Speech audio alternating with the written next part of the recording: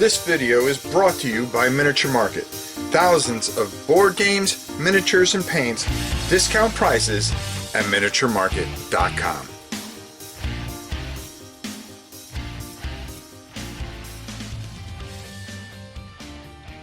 Hello everybody, it is your old pal Rob. Now, I was going to put out a video on this very game a few days ago, but I decided to reshoot it. Why? I'm going to tell you why at the very end of this video, so stay tuned.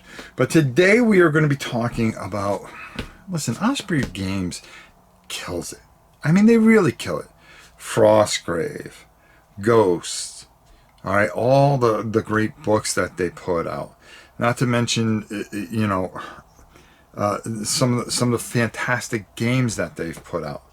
But today we're going to be talking about another little masterpiece, okay, and that's The King is Dead, a second edition. Now you're thinking, well, I already got the first edition. Now you're going to want this because it's been tightened up, it's nice and neat. It's a very fascinating game that does a lot of things without a lot of rules. So let's go down to the table and I'll explain everything at the very end of this video, why we delayed. But let's kind of go over the rules. We're not going to go over everything. We're going to talk about this and then we'll come back. All right, let's go down to... Okay, so let's take a look at this. The older board was actually a lot bigger in the second edition. I'm just going to explain to you, kind of give you a little bit of overview. You're going to have these cards. You're going to mix these up, okay? And what you're going to do, there's going to be 8 turns. And as you can see, I'm putting out each part of country here, okay? And we're going to put these on both sides. So in order, you are going to negotiate each one of those areas. And of course, I'm putting some of these upside down, but hey, that's what I do. The next thing that you're going to do, as you can see, we're already set up. But the way you start off is you're going to put 2 English here, 2 Welsh here, and you're going to put 2 Scottish up here. And then you're going to put the rest of these tokens in this bag, which I have done already. You're going to shake them up and then randomly put them out. Like right now, I can see I didn't put everything out. See, I should have had something there. Then what you're going to do is you are going to fill in these spaces with 4 each, and then on the areas that had 2 already, you're going to add just 2 there. Okay, this is going to sum up all the factions. You're going to be dealt 8 cards. These are the only cards that you're going to have. So you're going to have basically a card a turn that you can play. And there's different things that you're going to be able to do, such as you're going to be able to add one color. You're going to be able to add 1 color to each different area, or pull, or take, or swap. Like this here, that you could take 1 cube from any area. Like here, I would want to move that there and bring this down here. Okay, and you can do it anywhere. There are some cards like this one right here where you can only do it with something right in the area. Like this one right here, you can take and put 2 of these over here and pull 1 over for Essex. Now, the way you're going to do this is both players are going to be trying to get an area controlled, basically. So on your turn, you are going to negotiate this area and you're going to play a card. Now, you don't have to play a card, or you can play more than 1 card. The strategy is if you play a card, that you have to realize that if you go to play another card, at some point during the game, you're not going to have a card to play, and that might lead to an advantage. Say, for instance, here, Lancaster here. We're going to play a couple cards, and it's going to end up where the English have the majority, let's just say, here. What will happen is these will be taken, and then this would be put in its place.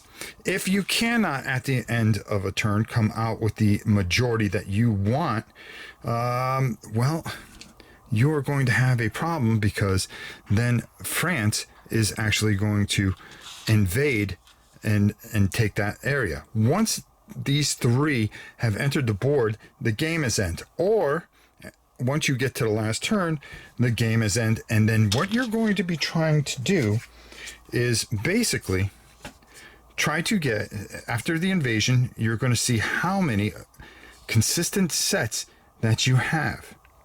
Okay, so not just one army, because as you can see, I have two here. If the game was to end right now, I have one set and my opponent has none. So I would win, especially on the invasion, which can very well happen.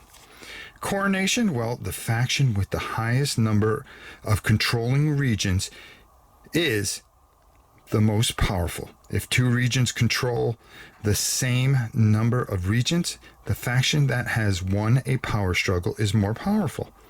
So the player with the most followers of the most powerful faction in court wins and becomes coronated as the new king.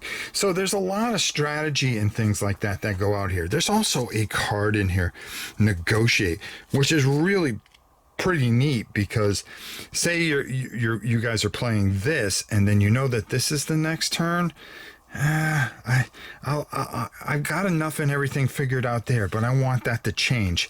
And you can take and play negotiate and actually take this card and move it to the end and bring this one up, because it may be beneficial to what you are trying to accomplish.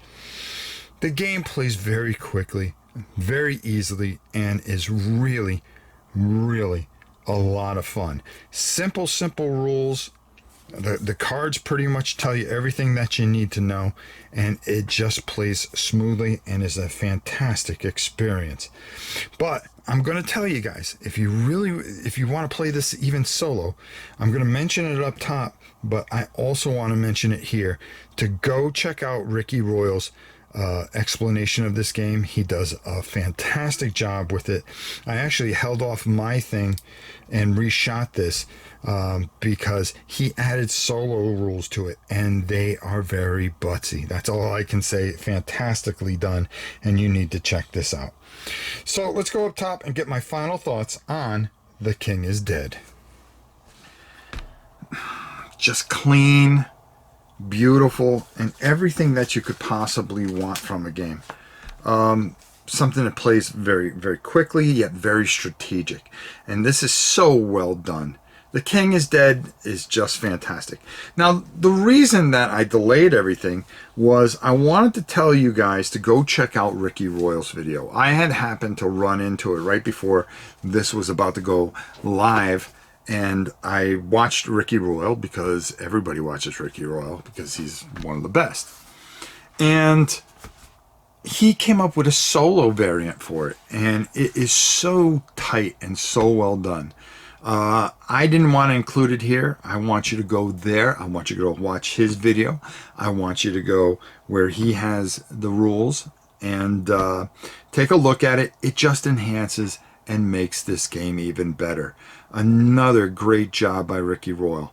For me, this is fantastic. I love this. And I'll tell you one thing.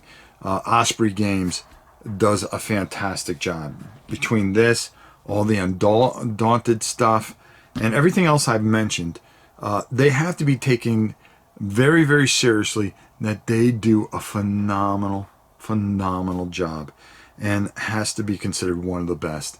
When you could play any miniature game between their books and everything, this is just another masterpiece in their long list of great things that they've done. The components are beautiful.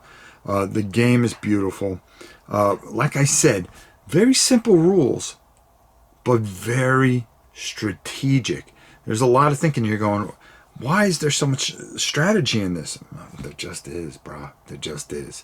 And they do, and this game does a great job of it. I'm surprised I'd never heard of the first edition. So I'm glad that I got this edition, and this is absolutely glorious.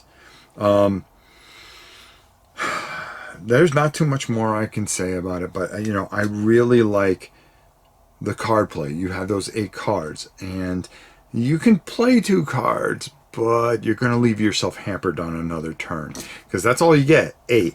And being very smart and strategic with what you do, it really makes a big difference.